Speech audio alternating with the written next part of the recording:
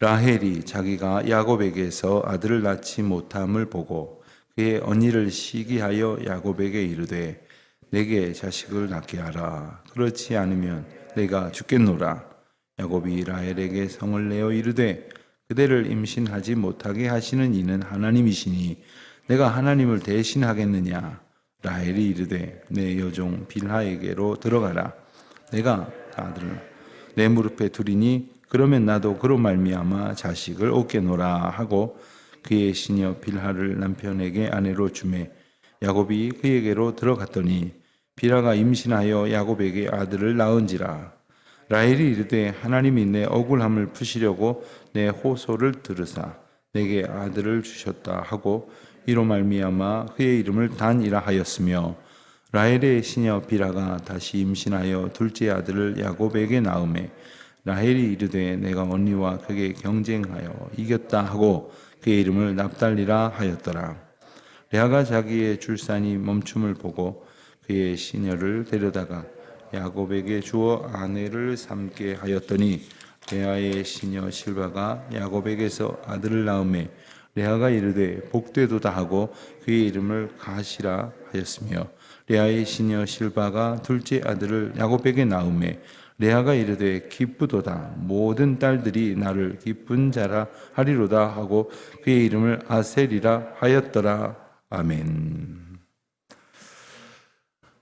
야곱이 이제 라반의 집에서 이제 7년을 수고한 끝에 아내를 얻었습니다. 그러나 얻게 될 줄 알았던 라헬이 아니라 라헬의 언니 레아를 아내로 얻었습니다. 그래서 야곱은 자신을 속인 외삼촌에게 항의를 하고 그리고 왜 이렇게 나를 속였느냐라고 묻습니다. 그는 생각했을 겁니다. 이전에 자기가 속였던, 어찌 보면 지금 자기가 속임을 당한 일이 큰 일이라고 생각을 했겠지만 생각해 보면 자기가 속인 일이, 자기가 그 자리를 피하여 이렇게 먼 곳으로 떠나올 수밖에 없는 엄청난 그러한 잘못을 저질렀다는 것을 그는 깨달았을 겁니다. 그리고 그는 이제 레아를 마음에 두지 않았던 여인이었지만 아내로 맞이하고 그리고 7일 후에 7년을 더 일해주기로 약조를 하고 라헬도 아내로 얻게 됩니다. 아내가 둘이 되었습니다. 그렇지만 둘 모두하고 그저 원만하게 편안하게 지낼 수 있었으면 좋았겠습니다마는 우선 야곱이 라헬을 사랑했기에 라헬만을 더 사랑하는 그러한 일들이 계속되었습니다. 오랜 세월이 지났는데 하나님께서 이 과정 가운데에서 어찌하였든 간에 내가 뜻하지 아니하였더라도 이 상황을 주셨다라고 하는 그 하나님의 주권으로 받아들이지 아니하고 내가 사랑하는 아내, 어쩔 수 없이 아내가 된 아내라고 둘을 나누어서 생각을 했던 겁니다. 아내가 둘인 경우는 일반적이지도 않고 성경적이지도 않고 하나님의 주권에 합당한 방법이기도 않기 때문에 그러한 표현을 아예 사용도 안 하겠습니다만은, 안 하곤 합니다만은 본문의 모습을 보면 야곱이 라헬을 사랑했다가 아니라 라헬만을 사랑했다고 보는 것이 더 정확할 것입니다. 편애를 했다 하는 겁니다. 근데 가만히 보면 야곱의 인생에 있어서 그의 인생이 인간적으로 봤을 때 꼬일 대로 꼬였던 원인을 하나 꼽자면 바로 그것이 부모의 편애였습니다.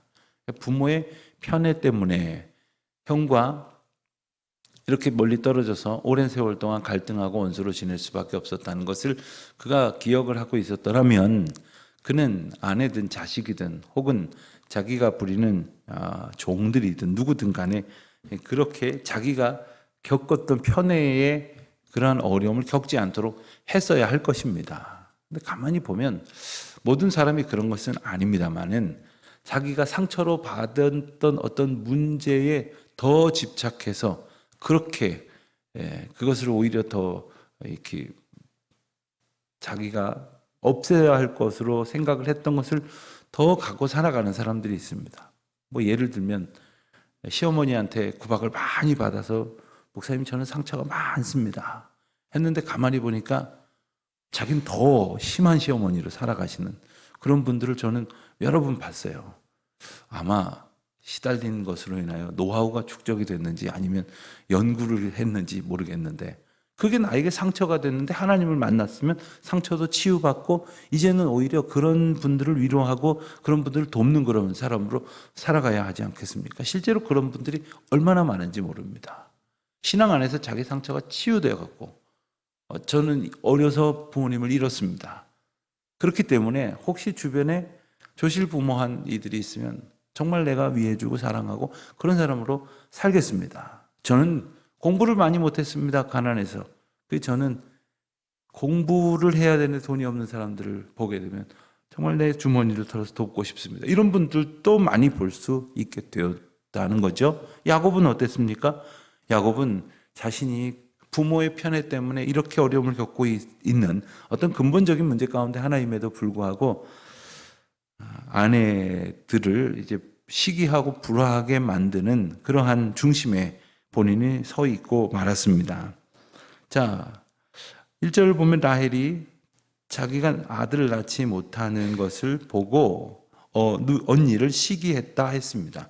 여기 대단히 중요한 문제가 있습니다. 첫째, 아들을 낳지 못하는 것을 보았다 하는 것은 마땅한 일일 겁니다. 상황이니까 말입니다. 그런데 그것을 보고 어떻게 했느냐? 그런데 그것만 보면 되는데 왜 언니를 시기했느냐?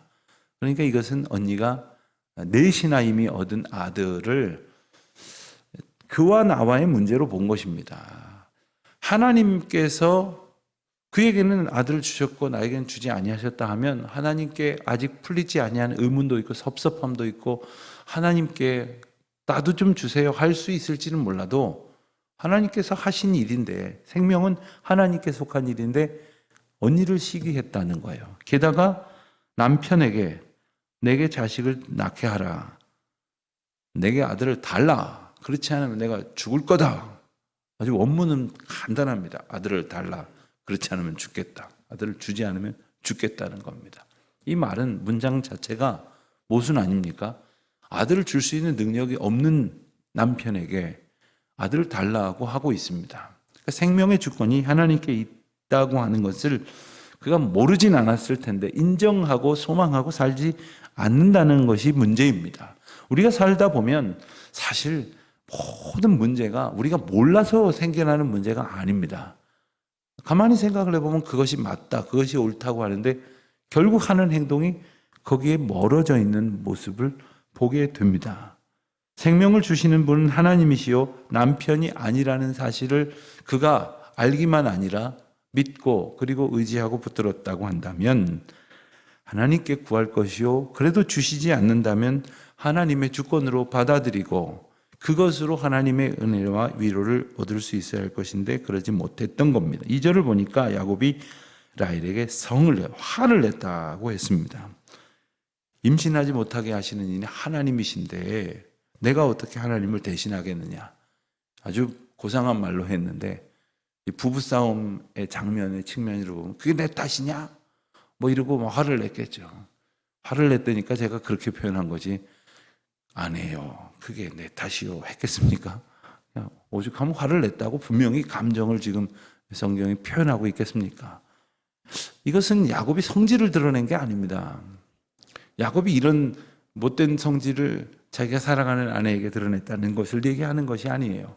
야곱은 이것을 분명히 하나님의 주권으로 인정하고 있다는 것을 강조하는 표현입니다. 야곱도 노력을 안 했겠습니까? 더 사랑하는 여인이 그것으로 인하여 시기하고 질투하고 마음이 괴로워하고 있는 것을 이제 알았던 것이 아닐진데 야곱이라고 기도하지 않았겠습니까?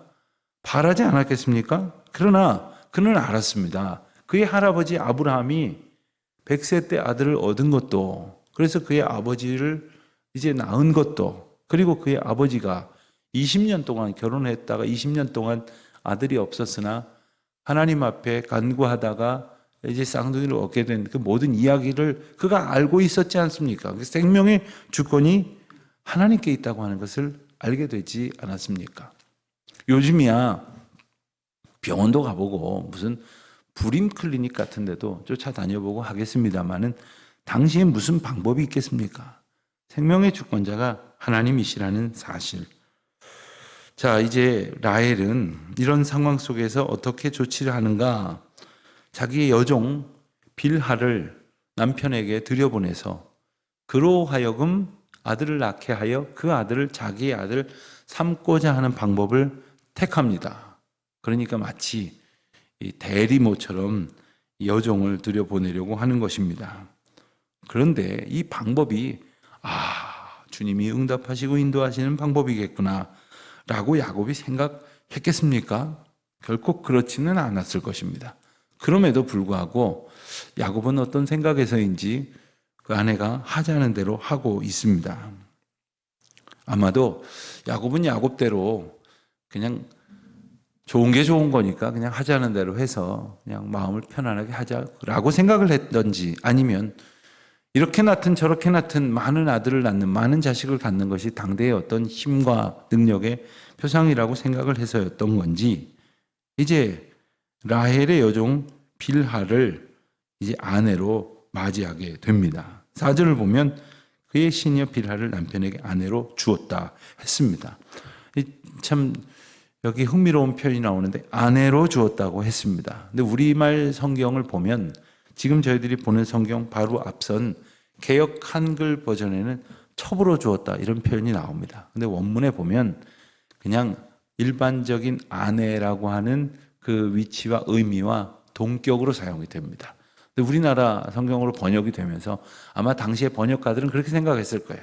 어떻게 본부인이 있는데, 그리고 주인이 있는데 여종이 자기 주인하고 혹은 본부인하고 같이 맞먹을 수가 있느냐? 그러니까 첩으로, 우리 한국 그 사고식으로 생각을 했던 거죠. 그러나 성경의 의미는 분명히 하나의 아내로 이렇게 설명하고 있는 것을 우리가 기억할 필요가 있겠습니다. 어쨌든 이로써 아내가 셋이 되었습니다. 둘러도 야곱은 머리가 복잡했을 것입니다. 시기하고 질투하고 뭐 나를 죽여라 살려라 이러는 지경인데 또 셋이 되었습니다. 그런데 빌하가 임신하여 아들을 낳았다 했습니다. 5절 6절입니다. 그런데 빌하 라헬의 여종이 아들을 낳았더니 라헬이 뭐라고 말을 했냐면 6절입니다. 하나님이 내 억울함을 푸시려고 내 호소를 들으사 내게 아들을 주셨다. 이 야곱 일가의 일을 보면 특이한 것이 이 여종이 아들을 낳았는데 이름은 여주인이 짓습니다. 보통은 우리식으로 생각하면 이름은 누가 짓습니까? 그럼 할아버지가 짓습니다. 아니면 아버지가 짓습니다.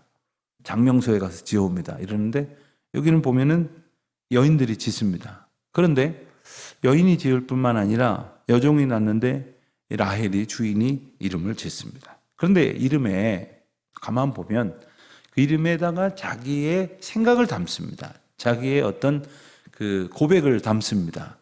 우리나라 사람들은 보면 보통 그 이름에다가 부모나 혹은 할아버지 할머니의 어떤 꿈을 담지 않습니까?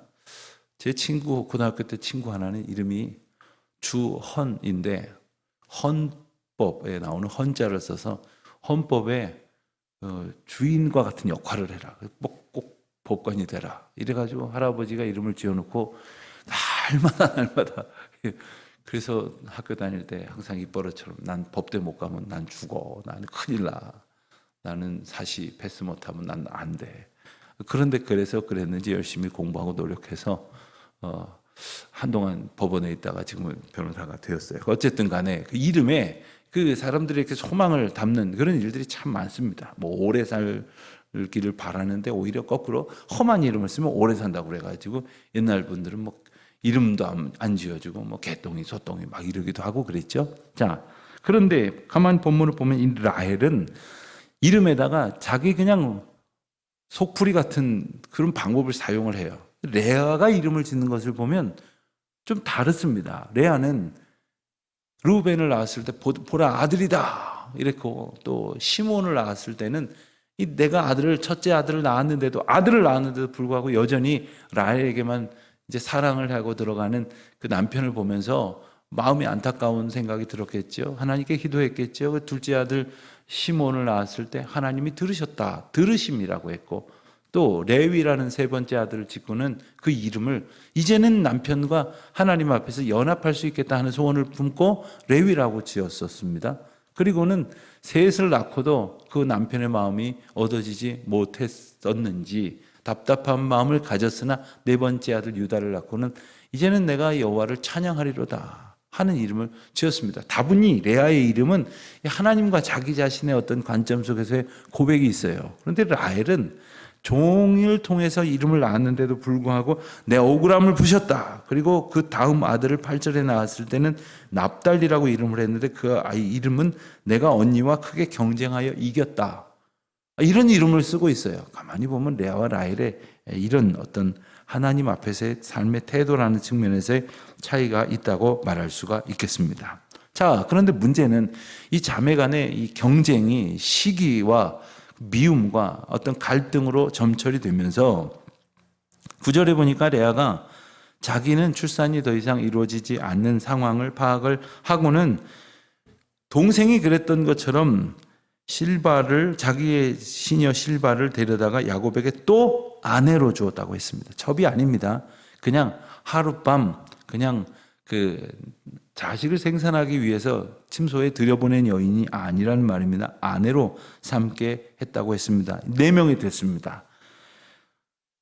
저는 이 야곱이 정말 얼마나 복잡한 삶을 살았을까 하는 생각도 한 가지 들지만, 자, 그렇다면 이제 레아에게서 넷, 그리고 빌하에게서 둘, 그리고 우리가 읽은 대로 레아의 실바에게서 또 둘, 오늘 본문까지만 봐도 벌써 8을 낳습니다. 그리고 이제 내일 본문을 보게 되면 또 이제 넷을 더 낳게 돼서 레아가 둘 더 낳고, 그리고 이제 라헬이 비로소 둘을 더 낳고, 그리고 레아에게서 딸이 하나 더 나와서 13이 됩니다. 얼마나 복잡할까요? 그런데 저는 자꾸 이런 생각이 들어요.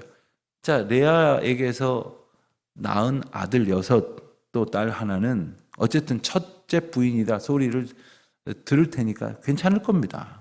라헬에게서 낳은 둘은 그래도 야곱이 가장 사랑한 그런 여인에게서 낳았으니까 또 괜찮을지 모르겠습니다.